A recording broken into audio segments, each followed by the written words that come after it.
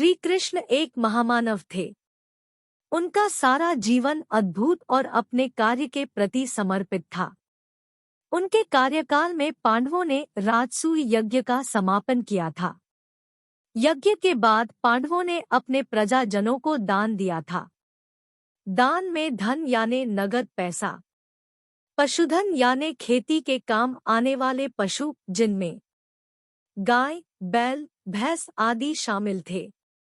कई तरह के वस्त्र और उपजाऊ जमीन का भी दान दिया गया। इस दान कर्म का सारा जिम्मा युधिष्ठिर ने अर्जुन को सौंपा था। दान देकर अर्जुन संतुष्ट था और दान से उसके मन में बड़प्पन का एहसास हुआ। इसी के चलते यज्ञ के बाद अर्जुन ने श्री कृष्ण से पूछा, हे गोपाल, क्या आपने कभी मेरे जैसा दानी देखा है? इस बात पर श्री कृष्ण सिर्फ मुस्कुराए। कुछ समय बाद एक दिन श्री कृष्ण अर्जुन को अपने साथ लेकर गांव के बाहर घूमने के लिए निकले। बात करते करते अचानक श्री कृष्ण एक जगह रुक गए और अर्जुन से कहने लगे, हे पार्थ, ये सामने जो छोटी पहाड़ी दिखाई दे रही है, उसे मैं अभी सोने की पहाड़ी बना देता हूँ और बाद में इस पहाड़ी का सारा सोना आप पास के गांव वालों के बांट देना। इतना कहकर श्री कृष्ण ने पास की पहाड़ी को सोने की पहाड़ी बना दिया। उसे देखकर अर्जुन पास के गांव में गया और गांव के हर घर में जाकर कहने लगा, कल आप सबको मैं ओना दान देने वाला हूँ और उसके लिए कल आप सब गांव के बाहर पहाड़ी के पास आना। दूसरे दिन सारे गांव वाले उस पहाड़ी के पास जमा हो गए। उन्हें अर्जुन ने स्वयं अपने हाथों से सोना दान दिया।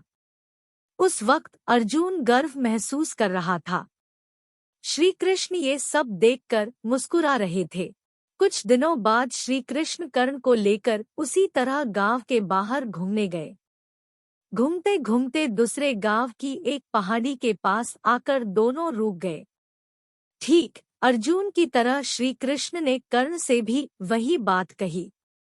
श्री कृष्ण ने कहा, मैं इस पहाड़ी को सोने की पहाड़ी बना देता हूँ और कल आप इस पहाड़ी का सोना पास के गांव वालों को बांट देना।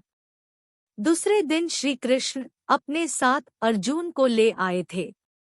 सोने की वो पहाड़ी देखकर कर्ण ने श्री कृष्ण को प्रणाम किया और श्री कृष्ण की अनुमति लेकर पास के गांव में गया। गांव में जाकर कर्ण ने उस गांव के मुखिया का घर ढूंढ लिया। उस गांव के मुखिया को कर्ण ने प्रणाम करके बड़े विनम्र भाव से कहा, श्रीमान जी, आपके गांव के पास सोने की पहाड़ी श्री कृष्ण ने बनाई है। उस पहाड़ी का सारा सोना आप गांव वालों में बांट देना। इतना कहकर कर्ण वहां से वापस आया और श्री कृष्ण को सारी बात बताई। ये सुनकर श्री कृष्ण अर्जुन की तरफ देखकर मुस्कुराए। अर्जुन जो समझना था समझ गया। अपने जीवन काल में श्री कृष्ण ने इसी तरह कई समस्याएं सुलझाई। हर वक्त एक अलग हाल निकाला। श्री कृष्ण का नजरिया, श्री कृष्ण की अलग सोच हमें अपने जीवन में नई दिशा प्रदान करती है।